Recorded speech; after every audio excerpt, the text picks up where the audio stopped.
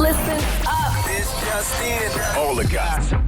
The Rumor Report. Gossip. With Angela Yee. It's the Rumor Report. The Breakfast Club.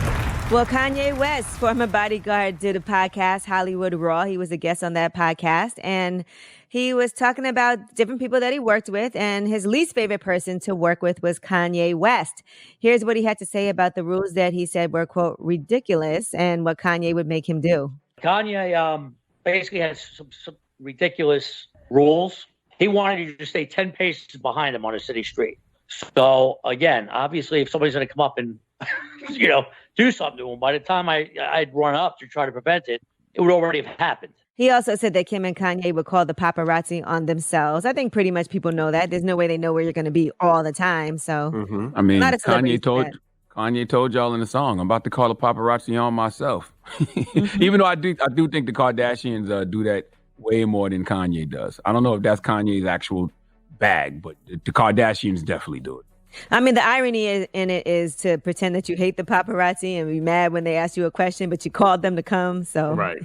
Well, I'm saying he probably does, but I'm saying his family probably does it, and he's probably didn't get hip to that until later on in the situation. All right, now Neo and Crystal Smith, it looks like they are back together. We've been seeing the two of them have been quarantined together with the kids, and Kendra G spoke to Neo, and here's what he had to say after they had already been saying they were going to get divorced, and they kind of went back and forth publicly at each other, but it looks like this pandemic brought them back together. If I got to be inside, I want to be inside with people that I know love me beyond a shadow of a doubt, and that I love beyond a shadow of a doubt. And regardless of what me and Crystal was going through at the time, never did I ever say that I didn't love her. I never had anything negative to say about her. Even if you listen to the Pinky Ring song, it ain't a diss record. I didn't say anything foul about her through the whole song. It was just a record about what I was going through at the time and how I chose to deal with it, how I chose to view it, to face it, or whatever the case may be. So when I came home to the people that I love. And that's everybody that I love. That's my mother, my sister, my 4 children, and my wife. So here we are. Hey, drop one of Clues bombs for Kendra G, man. Kendra G been out here cooking during this quarantine. She got the singles thing going on Instagram Live. She be getting great interviews. She is hustling during this quarantine. Salute to Kendra G. Yeah, and she looks amazing while she was doing it. So congratulations to her. That's dope. She's really out here working.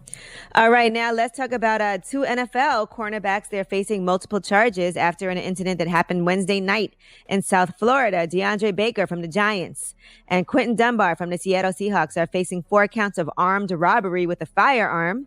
What? And Baker is facing an additional 4 counts of aggravated assault with a firearm. The two of them, the allegations are that they robbed guests at a party in Miramar, Florida, according to the Miramar Police Department. So I don't know exactly what happened with them, but what you mean, according rob to guests? TMZ, Like, lay down, they were at a cookout. Strip, give me all your stuff, that type of lay down and give me your stuff? According to TMZ, they were at a cookout at a home in the Miami area Wednesday night playing cards and video games. An argument started. That's when they alleged that Baker whipped out a semi-automatic firearm and then directed the 2 other individuals to start robbing the guests. They allegedly took thousands of dollars in cash, several watches, and other valuables from individuals at the party, and then threatened to shoot people before leaving the house. Sheesh. Don't shoot me after you rob me, man. Just take you got what you came for. Okay, don't be Bishop and juiced after you get what you need out the store. Okay. All right. Now, Wendy Williams has some things to say about Future and Eliza Reign. As we've been telling you, Eliza Reign did have the DNA test done. It turns out Future is the father of her child. So they have 8. He has 8 children now. He has 8 baby moms. And here's what Wendy Williams had to say. What do you say for yourself for a man who's 36 years old and now has 8 children with 8 babies' moms? Huh? I say he's pathetic, and so are you. If you dare lay down with this man, you think nothing of yourself. And I'm talking about Future. And yeah, they say he's worth $40 million. So what? Future, you need to tie it in a knot and leave it alone. Although I guarantee you that between now and next year, he'll have 2 more kids. Damn. So he's going to have 2 kids by next year? What's the over under on that, guys? You taking bets? No, that'd be something good for ESPN to do since they ain't, talking about no sports right now. You know? I wonder if Future put that on wants. ESPN. I wonder if he wants to have more kids.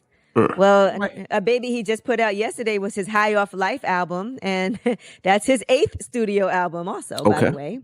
Yes. Serious question. So Does Future have more kids than albums? I'm asking seriously. I really don't know. How many kids he got? 8. He got 8 kids, 8 albums. Oh. So it's So tied. he might do that on purpose. He might put out an 8 album for every babies. child. Seriously.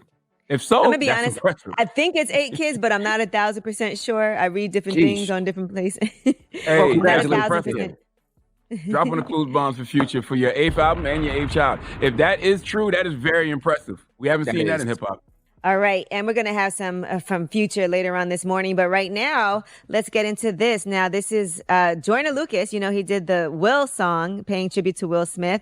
And Will Smith actually got on the remix. So that's a huge deal. And it was a dope video. I think it's amazing that the two of them did this together. So here is Will remix. It's Joyner Lucas featuring Will Smith. And we're going to get that on for you.